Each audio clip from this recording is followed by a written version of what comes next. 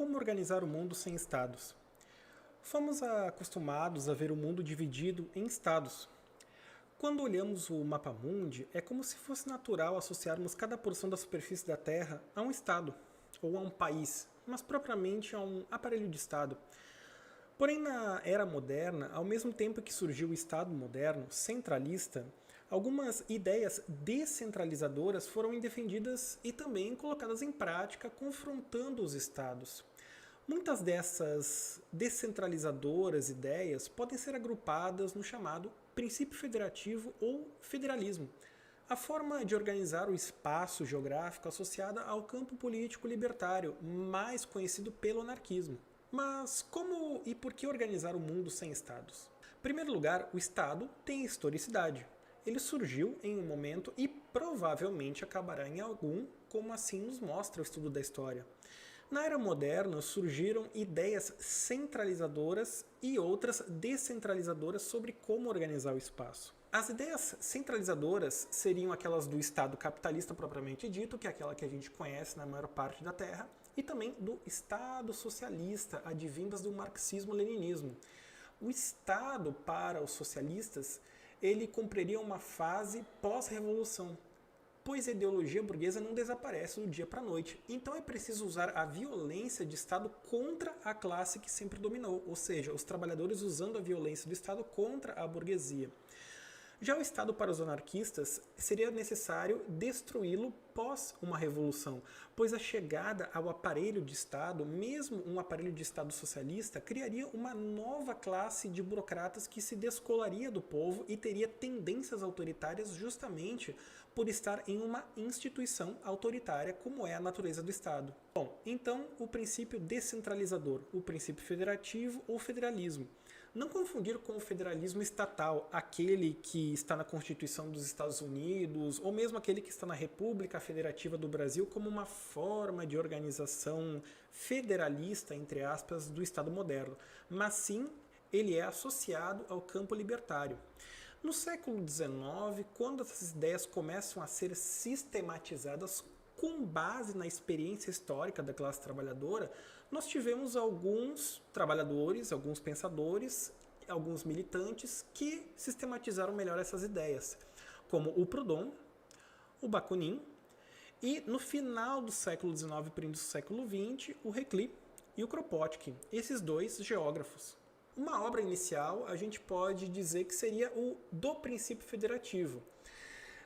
Num texto chamado Federalismo, Socialismo e Antiteleologismo, o Bakunin ele escreve: esforçar-se para reconstituir suas respectivas pátrias, a fim de nelas substituir a antiga organização fundada de cima para baixo sobre a violência e sobre o princípio da autoridade, por uma organização nova, tendo por base somente os interesses, as necessidades e as atrações naturais das populações e, por princípio, somente a federação livre dos indivíduos nas comunas, das comunas nas províncias, das províncias nas nações e, enfim, destas no que ele chama de Estados Unidos da Europa, inicialmente e mais tarde no mundo inteiro.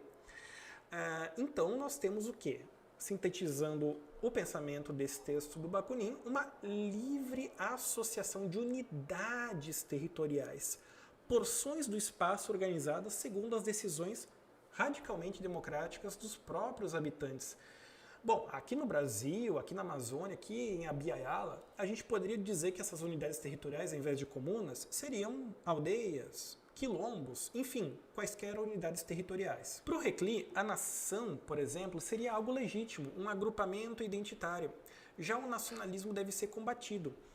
E as fronteiras dos estados, elas são móveis e todas essas fronteiras têm um interesse por trás. Elas ajudam a separar a humanidade e não a integrá-la. Lembrando que o Reclus era um pensador da fraternidade universal. Então as fronteiras estatais, elas diminuiriam a possibilidade de uma efetiva fraternidade universal entre os povos, entre os trabalhadores e trabalhadoras, etc. Já o Kropotkin vai avançar falando da descentralização territorial e da desconcentração econômico-espacial. A descentralização seria um âmbito, uma dimensão propriamente política. cada unidade territorial tem, através dos seus habitantes, a premissa de decidir sobre todos os negócios de interesse público em encontros ou assembleias livres. Já a desconcentração seria a produção de riquezas, que deveria ser a mais descentralizada possível, e a partir daí o que aquele lugar não produziria poderia obter em trocas livres com outro lugar, outra unidade territorial. Na sua obra clássica, Campos, Fábricas e Oficinas, ele vai falar da necessidade de se romper com a divisão abrupta entre trabalho intelectual e trabalho manual, e também com a divisão espacial abrupta entre campo e cidade, que naquela época era associado muito à indústria e à agricultura. A indústria na cidade e a agricultura no campo. Recentemente, já na segunda metade do século XX, nós temos o grande Murray Bookchin.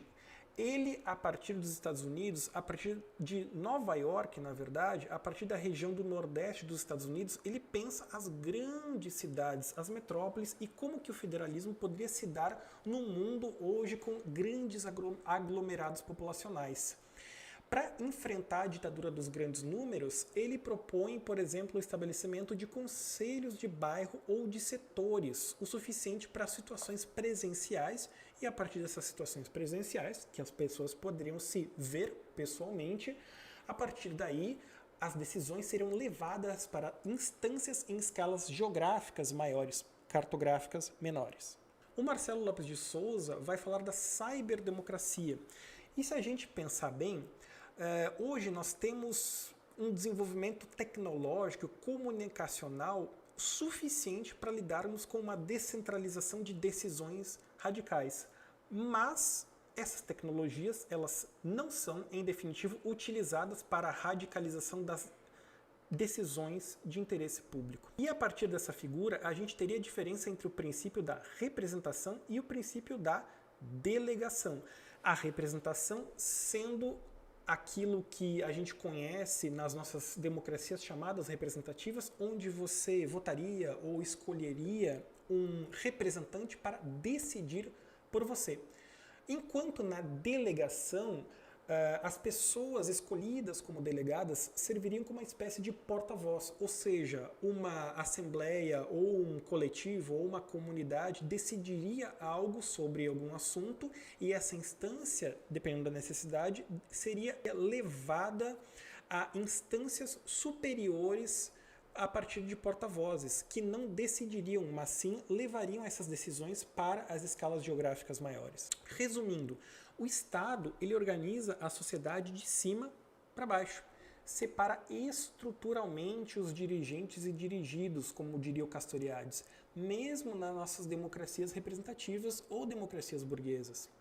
Já o federalismo, ele organiza a sociedade de baixo para cima.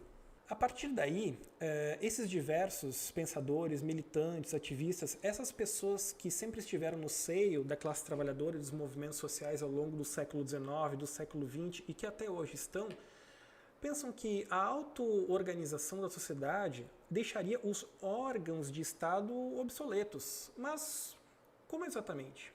Bom, não há receita de bolo, não há passo a passo, nem checklist, nem futurologia. Só a organização dos movimentos sociais emancipatórios pode nos dizer, pode dar esses passos. Na história nós encontramos exemplos. Os exemplos de ontem, como por exemplo a Comuna de Paris, no século XIX, e no final da década de 30 do século XX, a Revolução durante a Guerra Civil Espanhola.